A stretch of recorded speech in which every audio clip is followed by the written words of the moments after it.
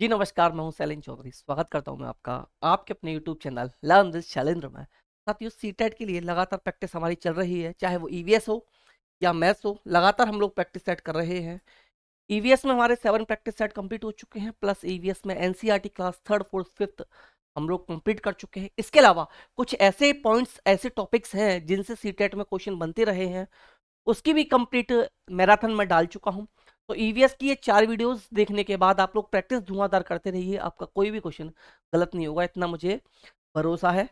इसके अलावा मैथ्स की प्रैक्टिस सेट आज हमारा प्रैक्टिस सेट नंबर 9 रहेगा। 8 प्रैक्टिस सेट मैथ्स के हम लोग कंप्लीट कर चुके हैं। तो मैथ्स की लगातार आप लोग प्रैक्टिस करते रहिए। कोई प्रॉब्लम आती है तो मेरे नंबर पर या कमेंट में अपनी प्रॉब्लम आप लोग शेयर कर सकते हैं। अगर आप लोग सीटेट के नोट्स लेना चाहें तो सीटेट के नोट्स के लिए आप लोग 980834740403 9808347403 इस नंबर पर मैसेज करके, कॉल नहीं करना है, मैसेज करके आप सीटेट के कंप्लीट नोट्स ले सकते हैं। कंप्लीट नोट्स के अलावा यहाँ पर आपको 20 प्रैक्टिस सेट भी प्रोवाइड कराए जाएंगे नोट्स के साथ साथ। कंप्लीट प्रैक्टिस सेट रहेगा, 150 नंबर का प्रैक्टिस सेट रहेंगे 20। इसके अलावा 20 प्रैक्टिस सेट ईवीएस के, 20 प्रैक्टिस सेट मैथ्स के और सीडीपी के 500 क्वेश्चन अलग से आपको यहाँ पर दिए जाएंगे। इसके अलावा एनसीईआरटी की समरी भी क्लास 3rd 4th 5th की प्रोवाइड कराई जाएगी। ये सब कुछ मिलेगा आपको ₹99 में। कॉल किसी को नहीं करना, मैसेज करके आप ये सब कुछ ले सकते हैं। 99 में एनसीईआरटी की बुक नहीं मिलेगी आपको, उसकी मैं आपको समरी प्लस सब कुछ नोट्स, प्रैक्टिस सेट सब कुछ प्रोवाइड आपको कराए जा रहे हैं। तो चलिए वीडियो को हम लोग शुरू कर लेते हैं, यानी प्रैक्टिस सेट नंबर 9 हम अपना आज शुरू कर लेते हैं। और वीडियो शुरू करने से पहले अगर आप लोग चैनल पर नए हैं या चैनल को आपने अभी तक सब्सक्राइब नहीं किया तो आप लोग चैनल को सब्सक्राइब कर लीजिएगा, वीडियो को लाइक एंड शेयर कर दीजिएगा। क्वेश्चन नंबर 1 के साथ हम लोग यहाँ से शुरुआत कर लेते हैं। क्वेश्चन नंबर 1 हम यहाँ से देखते हैं। क्वेश्चन नंबर 1 हमारा शुरू हो जाता है। ट्रेन से पूछा गया क्वेश्चन सीटेट में, या तो ईवीएस में या मैथ्स में, एक क्वेश्चन यहां से जरूर आएगा। इस टॉपिक से एक क्वेश्चन जरूर आएगा। शुरुआत में ही मैं बहुत अच्छे से इस टॉपिक को आप लोग को एक्सप्लेन कर चुका हूं कि टाइम कैसे निकाला जाता है। आप लोग स्टार्टिंग से वीडियोस देखना स्टार्ट कर दीजिए, 1-2 दिन में प्लेलिस्ट बना दूंगा। और एक इन्फॉर्मेशन और है, पहले आपका सीटेट 15 दिसंबर को होना था, अब उसकी डेट एक दिन कम कर दी गई, यानी कि 14 दिसंबर को वो आपका पेपर कराया जाएगा। तो यहाँ देखिए, एक रेलगाड़ी भोपाल से 28 अगस्त 2021 को 16:35 चलकर एर्नाकुलम जंक्शन 30 अगस्त को 2021 को 7:30 पहुंचती है। भोपाल से एर्नाकुलम की यात्रा का कुल समय कितना है? तो मैंने बताया था 12 के बाद जितना भी समय होगा 13 से 24 तक, वो टाइम आपका पीएम का टाइम होगा। वो टाइम क्या होगा? पीएम का टाइम होगा।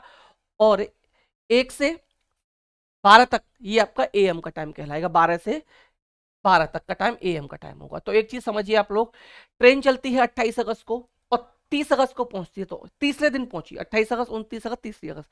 तो 28 अगस्त से लेके 29 अगस्त, 28 अगस्त से लेके 29 अगस्त तक उसको कितना टाइम लगा भाई? 16:35 का मतलब होता है 4:35। यानी कि 28 अगस्त से 29 अगस्त का टाइम निकालू मैं तो 24 घंटे। 24 घंटे, और अब टाइम हो चुका है 29 तारीख का, क्योंकि 28 से 29 तक 24 घंटे हो गए। 29 तारीख को 4:35 हो चुकी हैं शाम के। अब शाम के 4:35 से हम लोग टाइम निकाल लेते हैं रात के 12 बजे तक का। तो 4:35 से रात के 12 बजे तक का जो टाइम निकलेगा, ये निकलेगा 7 घंटे 25 मिनट। कितना निकला? 7 घंटे 25 मिनट। अब 29 को 12 बज चुके हैं, 29 को रात के 12 पीएम का टाइम हो चुका है, ठीक है ना? पीएम बज चुके हैं, या हम कह सकते हैं 0000 टाइम हो चुका है, या कह सकते हैं 24, है ना? अब यहां से शुरुआत होती है सुबह की 12:01 से, तो शुरुआत हो जाती है शाम की, वहां से लेकर और शाम तक जब हम चलेंगे तो वहां तक 000 के बाद में सुबह तक चलेंगे। टाइम कितना हो जाएगा? 7:30 यानी सुबह पहुंचती है, सुबह पहुंच रही है। तो 12 से 7:30 तक टाइम हो गया आपका 7 घंटे 30 मिनट। अब टोटल टाइम जो हुआ इसको आप प्लस कर लो। टोटल टाइम ये हुआ, टोटल टाइम ये हुआ, इसको आप प्लस करेंगे तो ये हो जाएगा आपका, जब ऐड करेंगे तो 5 हो गया, यहाँ 5 हो गया, यानी 55 मिनट। और इसको जब ऐड करेंगे 7 7 14 4 18 कैरी 1 और 3, यानी 38 घंटे 55 मिनट। 38 घंटे 55 मिनट, यानी कि ऑप्शन डी आपका राइट आंसर बन जाएगा। ऑप्शन डी आपका यहाँ पर राइट आंसर क्वेश्चन नंबर 1 के लिए हो जाएगा। क्वेश्चन 2 पर आ जाओ। क्वेश्चन 2 कहता है, एनसीएफ से पूछा गया क्वेश्चन है, चाहे वो एनसीएफ 2005 हो, RTE act, right to education act 2009 हो, या एनईपी नेशनल एजुकेशन पॉलिसी 2020 हो, यहां से लगभग 10 क्वेश्चन आपके बनेंगे तीनों टॉपिक से।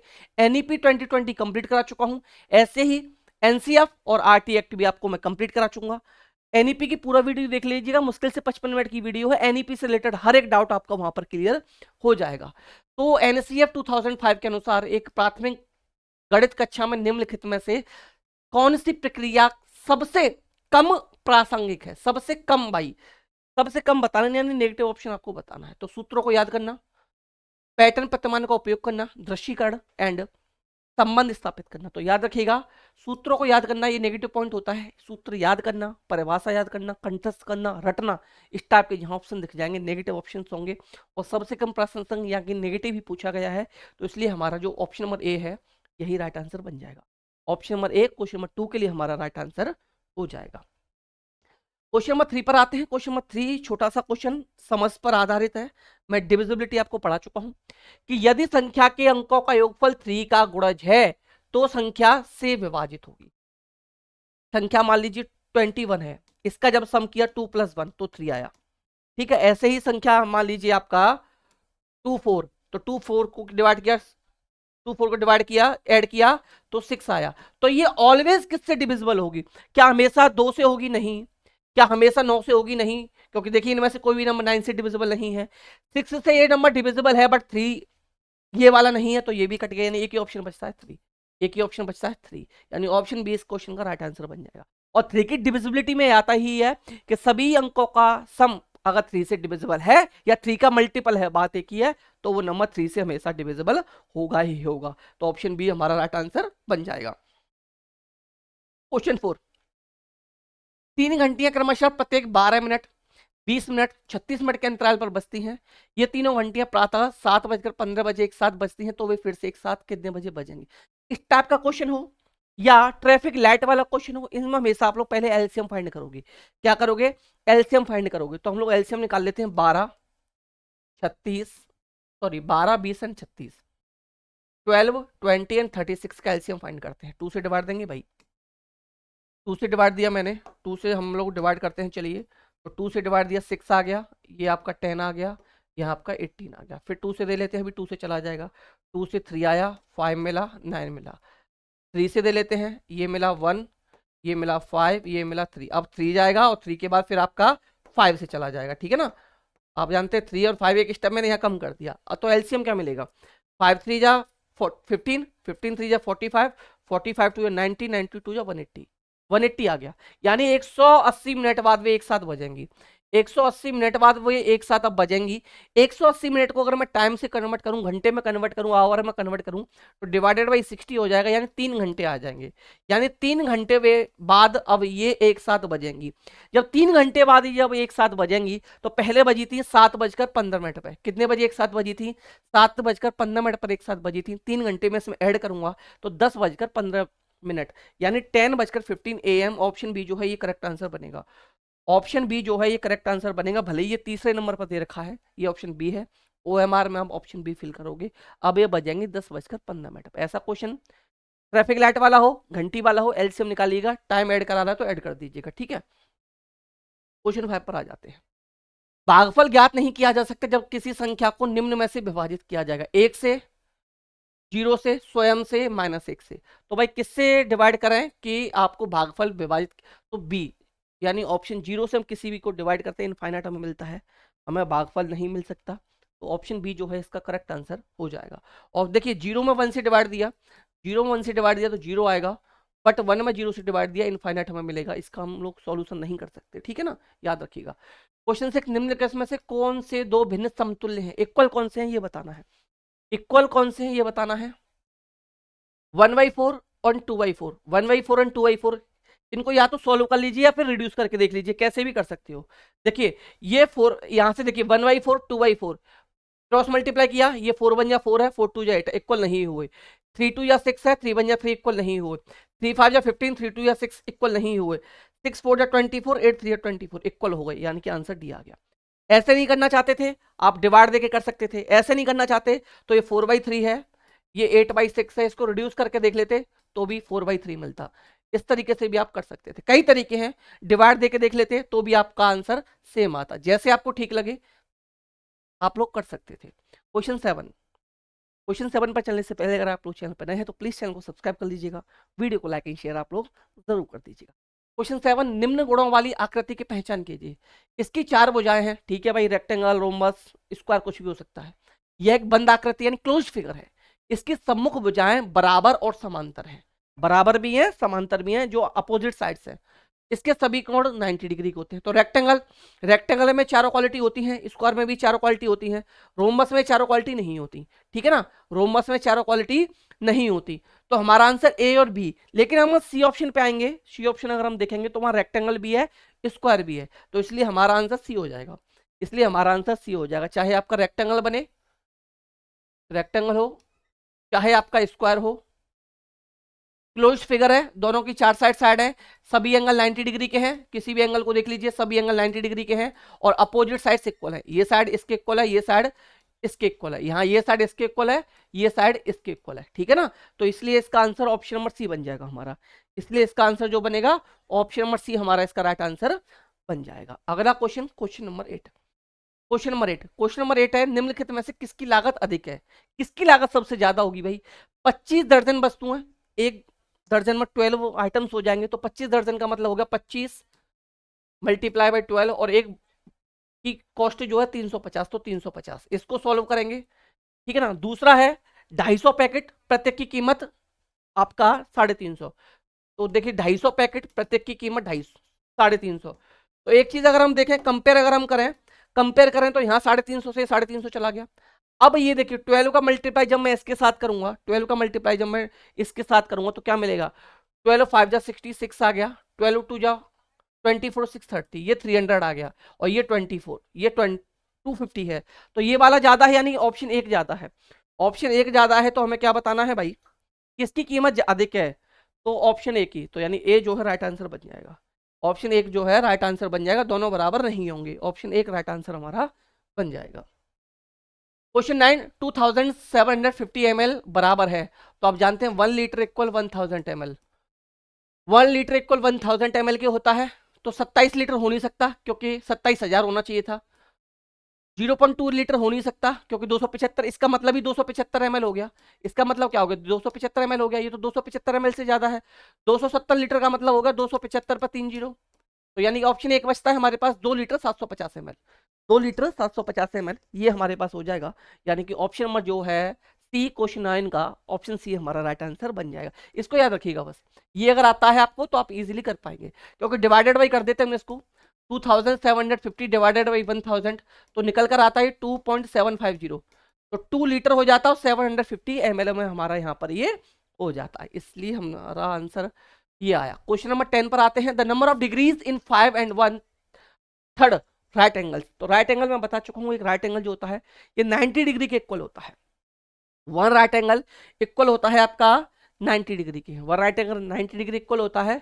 तो यहाँ पूछा है आपसे 5 and 1/3 में समकोणों की संख्या, यानी डिग्री कितना होगा, राइट कितने राइट एंगल्स बनेंगे या डिग्री कितनी बनेंगी। तो देखिए यहाँ से जरा एक चीज समझिए, देखिए इसको जब सॉल्व करेंगे तो इसके नीचे 1 रख लिया, एलसीएम 3 मिला हमें, 1 का डिवाइड दिया 3 में 3 टाइम्स, 3 5 जा 15, प्लस 3 का डिवाइड दिया 3 में 1 टाइम, 1 1 जा 1, तो ये मिला आपको, यहाँ से मिला आपको 16/3 मल्टीप्लाई बाई 90, मल्टीप्लाई बाई 90। तो यहाँ से सॉल्व किया जब हमने 3 से 90 को 30 टाइम, और 30 और 16 का मल्टीप्लाई, तो 16 3 48 यानी 480, तो 480 डिग्री, यानी कि ऑप्शन सी राइट आंसर बन गया, ऑप्शन सी राइट आंसर बन गया। याद रखिएगा ऐसा क्वेश्चन पूछा जाता है और सिर्फ राइट एंगल का ही पूछता है, किसका, राइट एंगल का ही पूछता है, बाकी के एंगल्स भी मैं आपको पढ़ा चुका हूँ, बाकी के एंगल भी मैंने पढ़ाए थे आपको। एक्यूट एंगल, एक्यूट एंगल मैंने पढ़ाया था आपको, एक्यूट एंगल 0 से बड़ा होगा, 90 से छोटा होगा। राइट एंगल मैंने आपको पढ़ाया था, राइट एंगल मैंने आपको पढ़ाया था, राइट एंगल 90 डिग्री का फिक्स होता है। इसके बाद ऑब्ट्यूस एंगल मैंने पढ़ाया था आपको, ऑब्ट्यूस एंगल मैंने पढ़ाया था, ऑब्ट्यूस एंगल मैंने आपको पढ़ाया था कि ऑब्ट्यूस एंगल 90 से बड़ा होगा, 180 से छोटा होगा। स्ट्रेट एंगल पढ़ाया था मैंने आपको, स्ट्रेट एंगल बताया रखा है मैंने आपको, स्ट्रेट एंगल 180 डिग्री का होगा। स्ट्रेट के बाद रिफ्लेक्स एंगल आएगा, स्ट्रेट के बाद रिफ्लेक्स एंगल आएगा, रिफ्लेक्स एंगल 180 से बड़ा होगा, 360 से छोटा होगा। ये आपके सभी एंगल हो जाएंगे और 360 का कंप्लीट एंगल हो जाएगा। 360 का कंप्लीट एंगल आपका हो जाएगा। क्वेश्चन नंबर 11 पर चलते हैं, और 11 पर चलने से पहले अगर आप लोग चैनल पर नए हैं तो प्लीज चैनल को सब्सक्राइब कर लीजिएगा, वीडियो को लाइक एंड शेयर कर दीजिएगा। इस नंबर पर मैसेज करके आप सीटेट के कंप्लीट नोट्स ले सकते हैं। सीटेट के कंप्लीट नोट्स आप इस नंबर पर मैसेज करने के बाद ले सकते हैं। यहाँ आपको सीटेट के नोट्स के साथ साथ 20 प्रैक्टिस सेट भी प्रोवाइड कराए जाएंगे।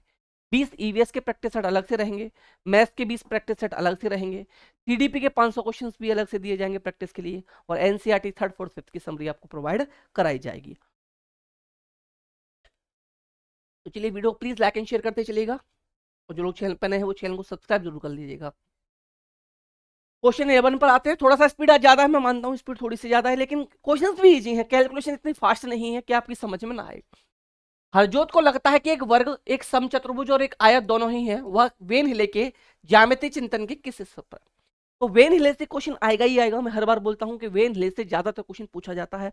99% चांसेस हैं कि वेन हिले से क्वेश्चन आए, वेन हिले से क्वेश्चन आए। तो वेन हिले के बारे में याद रखिएगा, इन्होंने 5 लेवल दिए हैं, 5 स्तर दिए हैं। बस इसमें क्या है, एक चीज याद रखनी है, जो 5 स्तर हैं इनके, वो लेवल 1 से ना स्टार्ट होकर के लेवल 0 से स्टार्ट होते हैं। लेवल 1 से स्टार्ट ना होकर के लेवल 0 से स्टार्ट होते हैं। तो पहला लेवल जो है, जिसका नाम है लेवल 0, इसका नाम है विजुअलाइजेशन या चाक्षुषीकरण।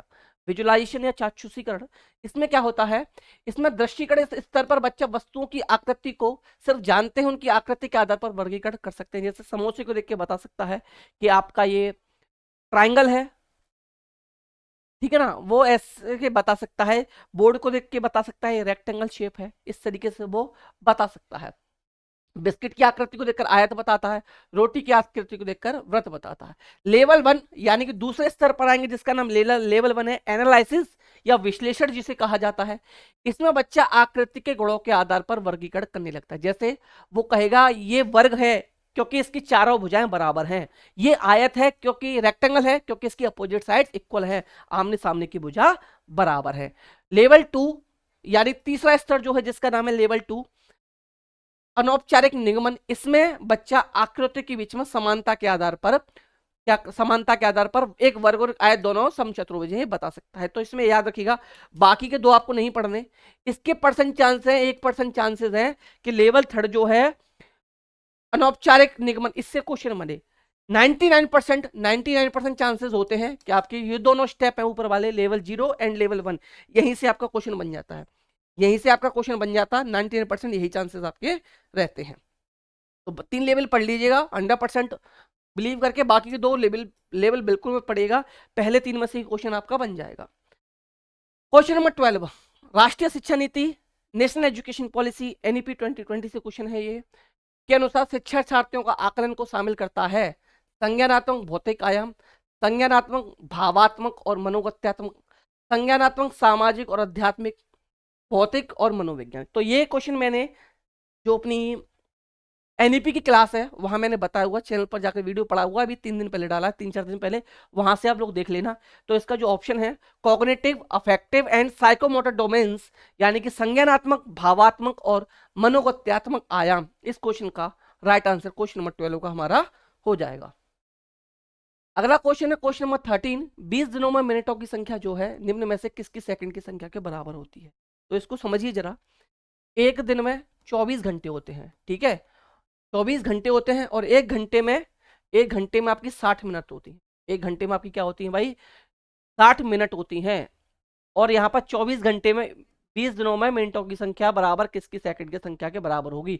तो यहाँ पर मिनटों की संख्या कितने की निकालनी है, 20 दिन की निकालनी है, तो मल्टीप्लाई बाई 20 हो गया, मल्टीप्लाई बाई 20, क्योंकि एक दिन में 24 घंटे और एक घंटे में 60 मिनट, तो एक दिन में मिनट तो इतनी हो जाएंगी भाई, 24 × 60, ठीक है। अब 20 दिनों में मिनट होंगी तो इसमें 20 से हमने मल्टीप्लाई कर दिया। अब आ जाते हैं यहाँ पर, कितने घंटे के बराबर होंगी। तो एक घंटा मान लीजिए x घंटे के बराबर होंगी, और सेकंड में बताना है, तो आप जानते हैं एक घंटे में 60 मिनट हो गई और एक मिनट में 60 सेकंड हो गई, एक मिनट में 60 सेकंड हो गई। इसको सॉल्व कर लीजिए, आंसर मिल जाएगा, इसको सॉल्व कर लीजिए, आंसर मिल जाएगा। कैसे करेंगे भाई, इस 60 से ये 60 गया, इस 20 से इस 60 को 3 टाइम काट दिया, 3 टाइम काट दिया। अब क्या किया हमने, इस 3 से इस 24 को 8 टाइम काट दिया तो यहाँ बचा 8 और यहाँ बचा x, यानी कि 8 घंटे आ गया। 8 घंटे यानी कि ऑप्शन डी आंसर आ गया।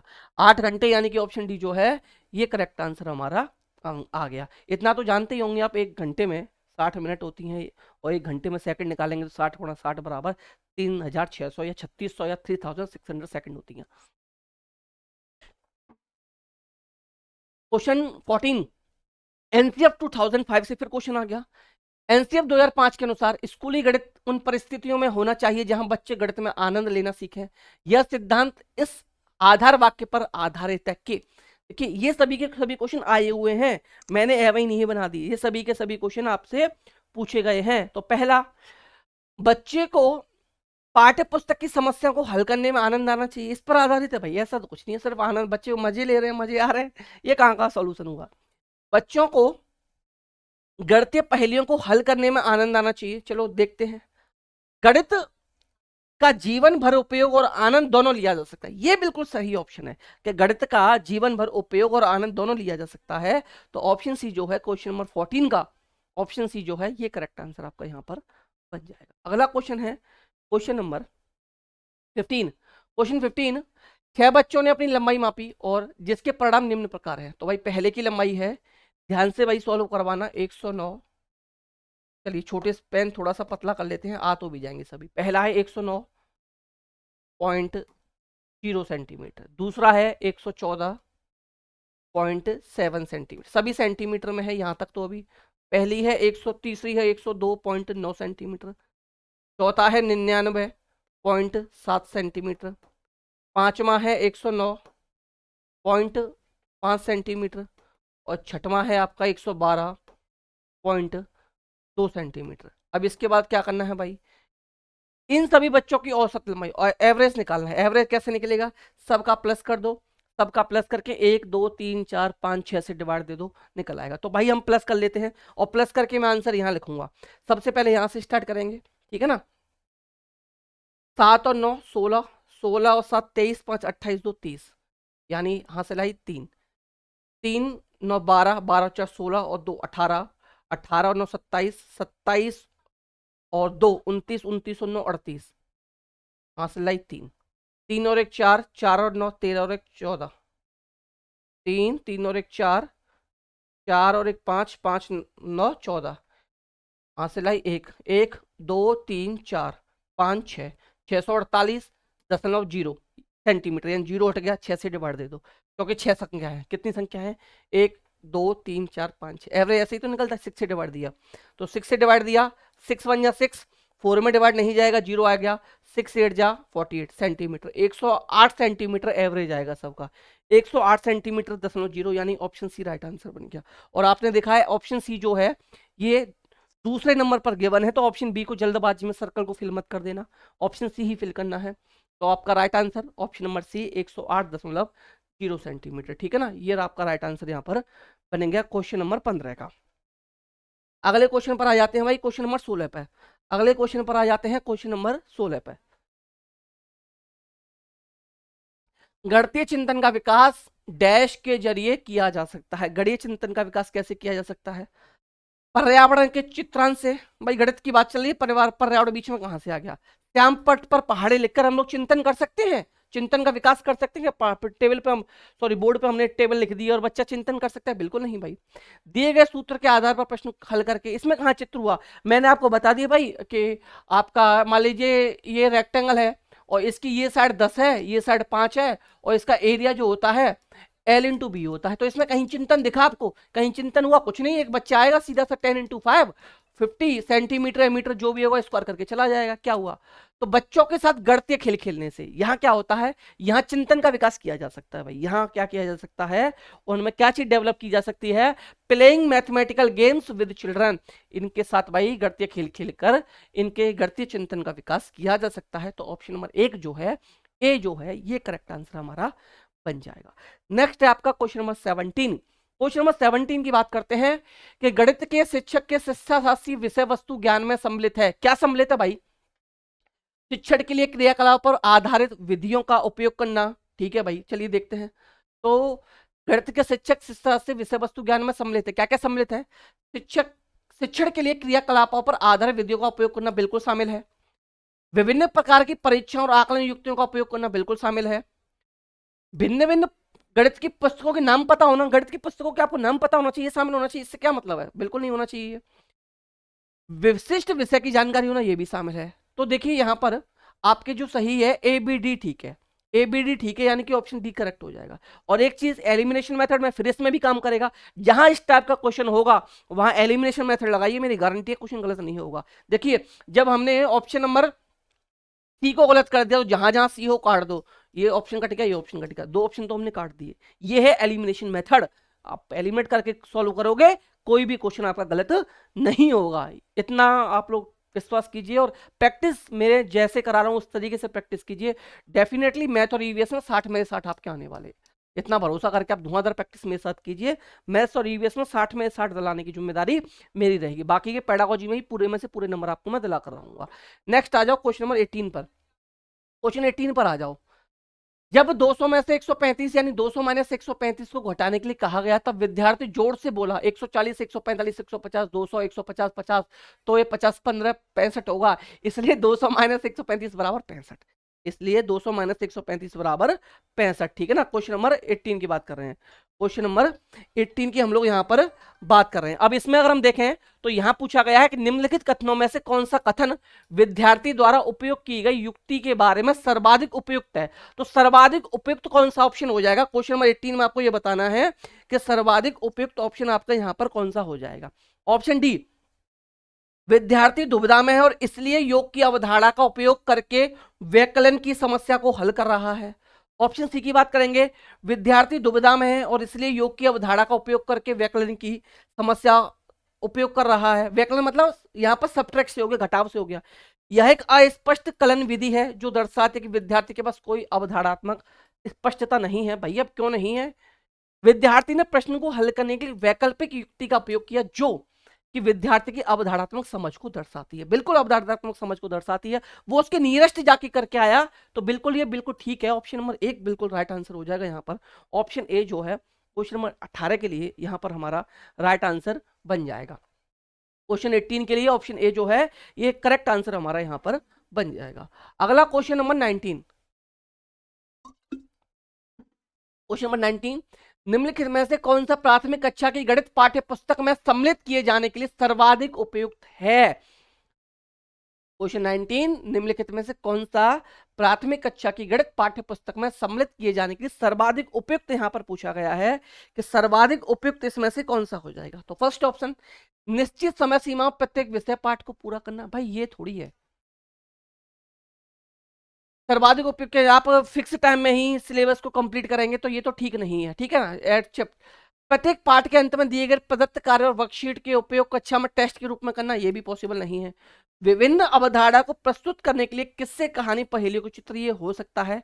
हल किए हुए विभिन्न उदाहरणों के बाद अभ्यास प्रश्न। तो जो बेस्ट होना चाहिए, निम्नलिखित में से कौन सा प्राथमिक कक्षा की गणित पाठ्य पुस्तक में सम्मिलित किए जाने के लिए सर्वाधिक उपयुक्त है। तो विभिन्न अवधारणाओं को प्रस्तुत करने के लिए किससे पहेलियां और चित्र, ये सही ऑप्शन हो जाएगा। सी ऑप्शन जो है क्वेश्चन नंबर 19 का ऑप्शन सी जो है ये करेक्ट आंसर आपका यहां पर हो जाएगा। Question number 19 option number C right answer बनेगा। अगला क्वेश्चन है क्वेश्चन नंबर 20। अगला क्वेश्चन है आपका क्वेश्चन नंबर 20 और क्वेश्चन नंबर 20 पर चलते हैं। यहां गिवन है आपको, गणित के शिक्षक के शिक्षा शास्त्रीय विषय वस्तु ज्ञान में सम्मिलित है। गणित के शिक्षक के शिक्षा शास्त्रीय विषय वस्तु ज्ञान में सम्मिलित है। भाई क्या सम्मिलित है ये आपको यहां पर बताना है। तो देखिए, शिक्षण के क्रियाकलापों पर आधारित विधियों का उपयोग, use of activity based methods of teaching, बिल्कुल सही है भाई। विभिन्न प्रकार की परीक्षा और आकलन युक्तियों का उपयोग, बिल्कुल सही है। गणित की पुस्तकों का नाम पता होना ये जरूरी थोड़ी है, गणित की पुस्तकों का नाम पता हो तो ये कट गया। तो सी ऑप्शन एलिमिनेट कर दीजिए। सी ऑप्शन एलिमिनेट कर दिया, एक ही ऑप्शन बचता है option D. Right answer D option हो गया। चलिए क्वेश्चन नंबर 21 पाने से पहले मैं फिर कहना चाहूंगा, अगर आप लोग चैनल पर नए हैं तो चैनल को सब्सक्राइब कर लीजिएगा, वीडियो को प्लीज लाइक एंड शेयर कीजिएगा और चैनल को आप सब्सक्राइब कर लीजिएगा। यहाँ पर आपको सीटेट से रिलेटेड मैं फिर कह रहा हूँ, भरोसा कीजिए आप लोग, मैथ्स और ईवीएस में आपको 30/30 यानी 60/60 मार्क्स दिलाऊंगा। इस नंबर पर मैसेज करके आप सीटेट के मुझसे नोट्स भी ले सकते हैं। सीटेट के कंप्लीट नोट्स आपको प्रोवाइड कराए जाएंगे। यहाँ सीटेट के नोट्स के अलावा आपको यहाँ पर 20 प्रैक्टिस सेट कंप्लीट 150 नंबर के, 20 प्रैक्टिस सेट मैथ्स के, 20 प्रैक्टिस सेट ईवीएस के, ये सब कुछ आपको यहाँ प्रोवाइड कराया जाएगा। इसके साथ साथ एनसीईआरटी की समरी भी मैं आपको प्रोवाइड करा दूंगा। एनसीईआरटी की 3rd 4th 5th की समरी भी मैं आपको यहाँ पर प्रोवाइड करा दूंगा। और यहाँ पर आपको 20 प्रैक्टिस है और सीडीपी के 500 क्वेश्चन भी दूंगा। सीडीपी के 500 क्वेश्चन भी मैं आपको यहाँ पर प्रैक्टिस के लिए प्रोवाइड करा दूंगा। तो अगर आप लोग चैनल पर नए हैं तो चैनल को सब्सक्राइब कर लीजिएगा, वीडियो को लाइक एंड शेयर कर दीजिएगा। और ये सब कुछ आपको मिलने वाला है सिर्फ और सिर्फ ₹99 में। एक एनसीईआरटी की बुक नहीं मिलेगी, मैं सब कुछ आपको इतने में ही प्रोवाइड करा दूंगा। चलिए क्वेश्चन नंबर 21 पर आ जाते हैं। क्वेश्चन 21 पर आ जाते हैं। क्वेश्चन नंबर 21 पर आते हैं कि गणित की समस्याएं जो कि खुले सिरे वाली होती हैं विकसित करती हैं। अब खुले सिरे वाली क्या है, अभिसारी चिंतन क्या है, सृजनात्मक चिंतन क्या है, अभिसारी चिंतन क्या है, तो यहां समझ लीजिए। इन दोनों में अंतर समझिए। सृजनात्मक चिंतन ऑटोमेटिक समझ में आ जाएगा, इन दोनों में आप अंतर समझिए। इन दोनों क्वेश्चन में आप लोग अंतर समझिए। मैं यहां पर एक एग्जांपल दे देता हूं। मान लीजिए मैंने आपसे बोला कि भाई आप मुझे बताइए कि 8 और 10 का सम क्या होगा, तो आप सबने बोला सर 18 होगा। ध्यान से समझिएगा, मैं फिर अच्छे से एक्सप्लेन करूंगा, फुली एक्सप्लेन भी करूंगा। और एक क्वेश्चन मैंने पूछा, आप लोग कोई ऐसे 2 नंबर बताइए जिनका सम 18 है, जिनका सम 18 है। तो किसी ने बोला सर 1 + 17, दूसरे ने बोला सर 2 + 16, एक ने बोला सर 3 + 15, एक ने बोला सर 4 + 14, एक ने बोला 5 + 13, एक ने बोला 6 + 12, एक ने बोला 7 + 11। इस टाइप से आंसर निकलने लगे। एक ने बोल दिया 8 + 10, एक ने बोल दिया 9 + 9। तो देखिए, जिसका एक ही उत्तर फिक्स हो, जिसका एक ही उत्तर फिक्स हो, जिसका एक ही आंसर आए, वो होता है ऐसा कन्वर्जेंट थिंकिंग होती है, अपसारी चिंतन होता है। और जिसके कई आंसर आ सकते हो, कई आंसर बन सकते हो, कई तरीके से आंसर दिया जा सकता हो, ये होता है आपका अपसारी चिंतन। अपसारी चिंतन जैसे कि आपसे पूछा जाए कि भाई वर्ल्ड कप किसने जीता, T20 वर्ल्ड कप जो अभी हुआ ये किसने जीता, तो सभी जानते हैं भाई इंडिया ने जीता। किसने जीता? इंडिया ने जीता। अब ये आएगा आपका अपसारी चिंतन के अंदर कि सभी ने बता दिया कि जो वर्ल्ड कप जीता इंडिया ने जीता। अब दूसरा क्वेश्चन मैंने घुमा के पूछा, दूसरा क्वेश्चन मैंने पूछा कि इंडिया के वर्ल्ड कप के जीतने का कारण क्या था, इंडिया के जीतने का, वर्ल्ड कप जीतने का कारण क्या था। तो कोई बोलेगा सर सूर्य कुमार यादव का कैच टर्निंग पॉइंट था, वहां से अगर वो उस कैच को ना पकड़ता तो इंडिया मैच नहीं जीतती।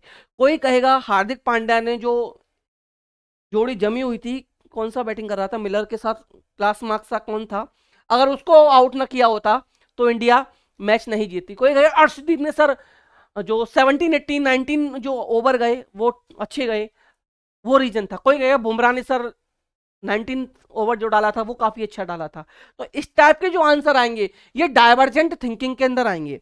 ये जो भी आंसर निकल कर आए डाइवर्जेंट थिंकिंग के अंदर निकल कर आए। और जो क्वेश्चन था मेरा कि वर्ल्ड कप किसने जीता, T20 वर्ल्ड कप किसने जीता, ये कन्वर्जेंट थिंकिंग के अंदर आएगा। तो आई होप ये चीज जब आपकी क्लियर हो गई होगी कि सभी से क्वेश्चन पूछने के बाद एक ही आंसर निकल रहा है, वो अभिसारी चिंतन होता है। और तरीके अलग अलग तरीके से सभी लोग अपना आंसर दे रहे हैं, या एक से ज्यादा तरीके से उसका आंसर दिया जा सकता है, ये आपका अपसारी चिंतन के अंदर आता है। अब समझिए, अपसारी चिंतन जो है यानी डाइवर्जेंट थिंकिंग जो है, इसी को क्रिएटिव थिंकिंग भी कहा जाता है। तो सृजनात्मक चिंतन भी इसी को कहा जाता है, सृजनात्मक चिंतन भी इसी को कहा जाता है। इसलिए क्वेश्चन नंबर 21 जो है इसके राइट आंसर बनेंगे B and C.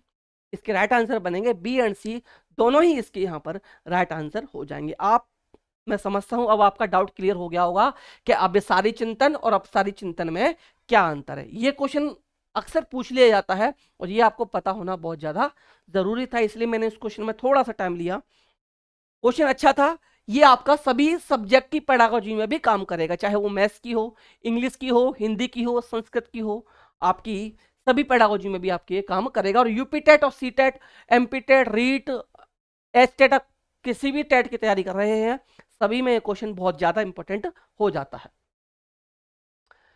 Next question, एक दुकानदार भाई 5.1 kg बादाम, 1900 ग्राम किशमिश, 2600 ग्राम काजुओं को मिला दिया तथा इस मिश्रण को 4 बराबर 4 दर्जन पैकेट, 4 दर्जन पैकेट का मतलब होगा 4 × 12 बराबर 48 पैकेट बना दिए। तो प्रत्येक पैकेट का भार ग्राम में क्या होगा, प्रत्येक पैकेट का भार ग्राम में क्या होगा ये आपको बताना है।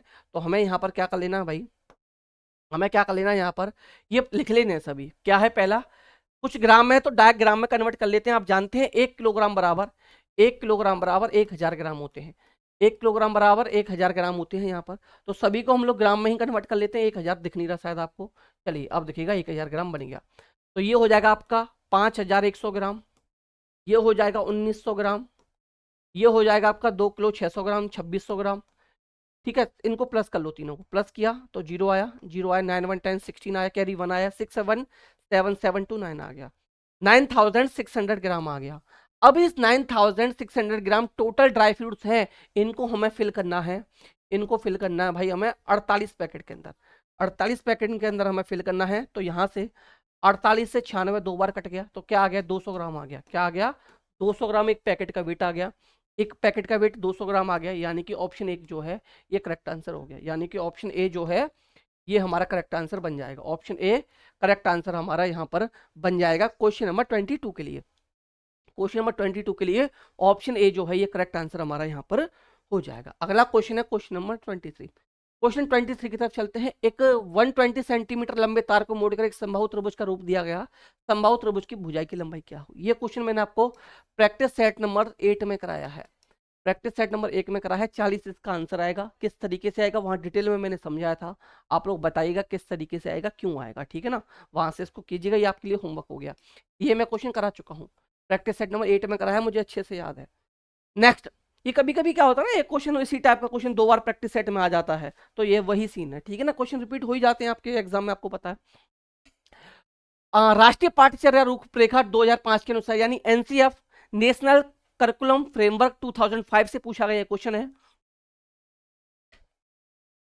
एक प्राथमिक गणित कक्षा में निम्नलिखित में से कौन सी प्रक्रिया सबसे कम रूप से प्रासंगिक है।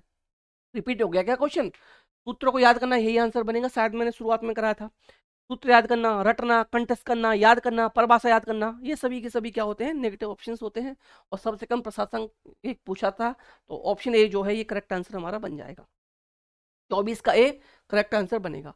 25 में क्वेश्चन आते हैं, 4 और 2 तिहाई 4 and 2/3, 4 and 2/3 में समकोणों की संख्या क्या होगी भाई, डिग्रियों की संख्या क्या होगी।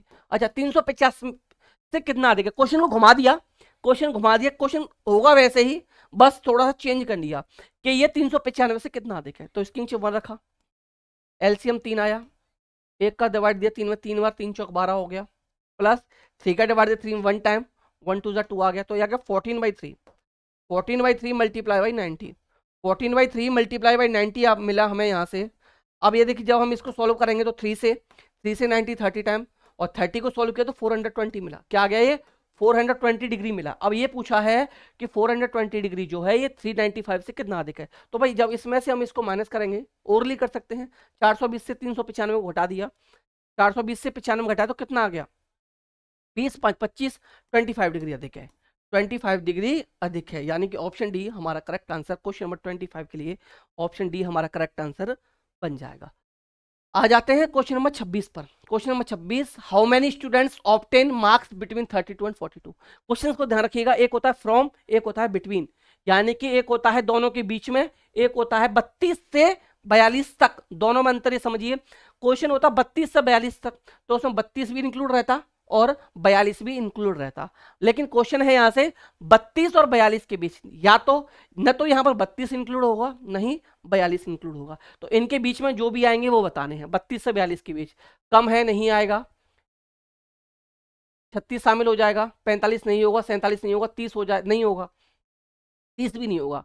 32 से 42 के बीच पूछा है, 34 हो जाएगा, 35 हो जाएगा, 39 हो जाएगा, 40 हो जाएगा, 37 हो जाएगा, 28 नहीं होगा, 47 नहीं होगा, 31 नहीं होगा, 33 हो जाएगा, 38 हो जाएगा, 42 हो जाएगा, 44 नहीं होगा, और 42 भी नहीं होगा, क्योंकि 42 के बीच पूछा है, 42 भी नहीं होगा, 49 नहीं होगा, 39 हो जाएगा, 27 नहीं होगा, 40 हो जाएगा, 35 हो जाएगा, 43 नहीं होगा, 33 हो जाएगा। ये नंबर है आपके, इतने, इनको काउंट कर लो, 1 2 3 4 5 6 7 8 9 10 11 12, 12 नंबर है ऐसे, ऑप्शन भी राइट आंसर। भाई फिर भी एक बार काउंट कर लेना, 32 से 42 के बीच में, अगर मुझसे गलती कुछ हुई होगी तो।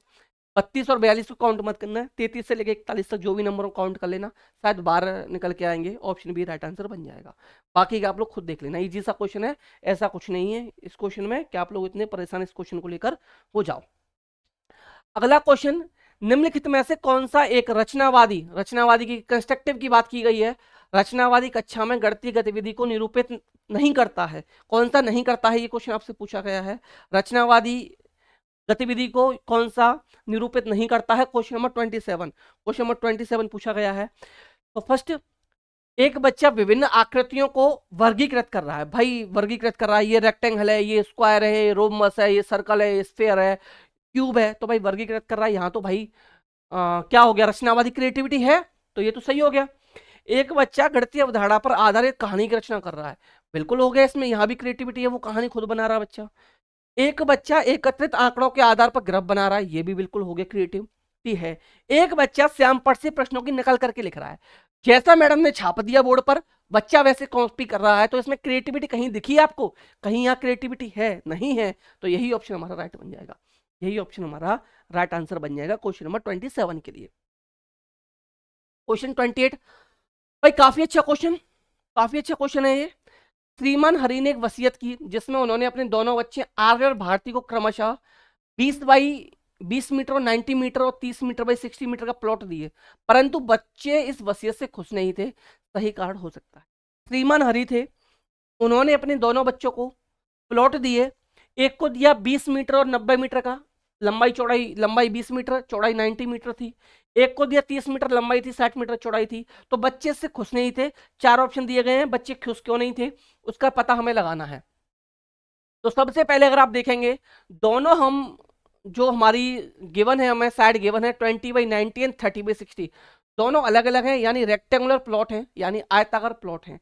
आयताकार अगर प्लॉट है तो यहाँ पर फिर हमें निकालना है, क्या निकालेंगे ये हम देखते हैं। यहाँ से पहला ऑप्शन देखते हैं, आर्य खुश नहीं था क्योंकि उसको लगा कि भारती के प्लॉट का क्षेत्रफल अधिक है। तो पहले दोनों का क्षेत्रफल निकालते हैं। जब रेक्टेंगुलर प्लॉट है, आयताकार प्लॉट है, तो आयत का क्षेत्रफल होता है लंबाई गुणा चौड़ाई, यानी लेंथ इनटू ब्रेथ, रेक्टेंगल का एरिया होता है। तो दोनों का मल्टीप्लाई किया तो 180 आया, सॉरी 1800 मीटर स्क्वायर आया। भाई 2 9 18, 2 जीरो आ गए, 3 6 18, 2 जीरो आ गए, मीटर स्क्वायर आ गया। भाई ये भी 1800 मीटर स्क्वायर, ये भी 1800 मीटर स्क्वायर। आर्य खुश नहीं था क्योंकि उसको लगा भारतीय के प्लॉट का क्षेत्रफल अधिक है। भाई गलत आप बात हो गई है, तो प्लॉट का एरिया तो दोनों का बराबर है। अब प्लॉट के एरिया की बात देखें, उनका विचार था कि उनके प्लॉट का क्षेत्रफल समान नहीं है, तो ये ऑप्शन भी कट गया क्योंकि प्लॉट का क्षेत्रफल तो बराबर है। अब कहीं ना कहीं बात पेरीमीटर पर आकर अटक जाएगी, यानी परिमाप पर आकर अटक जाएगी। आर्य खुश नहीं था क्योंकि उसको लगा कि भारती के प्लॉट का परिमाप अधिक है, और एक बचता है भारती खुश नहीं थी क्योंकि उसको लगा कि आर्य के प्लॉट का परिमाप अधिक है। तो दोनों प्लॉट का परिमाप निकाल लेते हैं, दोनों प्लॉट का क्या निकाल लेते हैं, परिमाप, यानी पेरीमीटर फाइंड कर लेते हैं। आयत का क्षेत्रफल, सॉरी आयत शेप है, रेक्टेंगुलर शेप है, तो आपका परिमाप कैसे निकलेगा, 2 और ब्रैकेट में l प्लस बी, 2 ब्रैकेट में l प्लस बी से परिमाप निकलेगा। तो पहला परिमाप निकालते हैं डायरेक्ट, तो दोनों साइड को प्लस किया, एल और बी प्लस की, यानी 19 20 110 आ गया, 110 में मल्टीप्लाई किया 2 का, तो ये आ गया 220। इसका परिमाप आ गया भाई 220, पहले वाले का परिमाप आ गया 220। दूसरे का परिमाप निकालेंगे, 60 और 30 90, 60 और 30 90 हो गया, दोनों को प्लस किया और 2 से मल्टीप्लाई किया 180 आ गया। इसका परिमाप आया 180 और इसका परिमाप आया 220, इसका परिमाप आया भाई 220। तो पहला कौन है, पहला है आर्य, यानी आर्य का जो पेरीमीटर है परिमाप है 220 है, और भारती का पेरीमीटर 180 है। तो यही ऑप्शन राइट हो जाएगा कि भारती खुश नहीं थी, भारती खुश नहीं थी क्योंकि जो आर्य को प्लॉट दिया गया था इसका पेरीमीटर ज्यादा था, इसका पेरीमीटर था 220 और भारती का पेरीमीटर था 180, भारती का पेरीमीटर था 180, परिमाप जो था वो 180 था, इसलिए भारती खुश नहीं थी। तो ऑप्शन बी जो है यहाँ राइट आंसर बन जाएगा, ऑप्शन बी क्वेश्चन नंबर 28 के लिए राइट आंसर हमारा यहाँ पर बन जाएगा।